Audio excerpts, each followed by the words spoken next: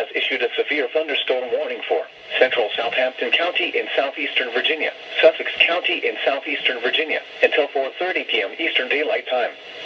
At 3:57 p.m., severe thunderstorm was located near Sussex, or 14 miles northwest of Cortland, moving northeast at 40 miles per hour.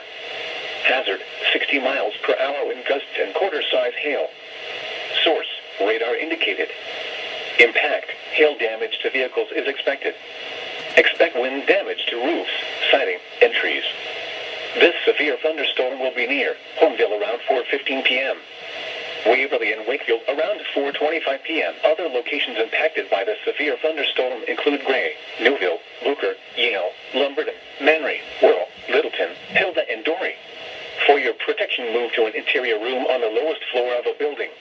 Please send your reports of hail and or wind damage, including trees or large limbs downed, by calling NOAA's National Weather Service in Wakefield at 757-899-2415.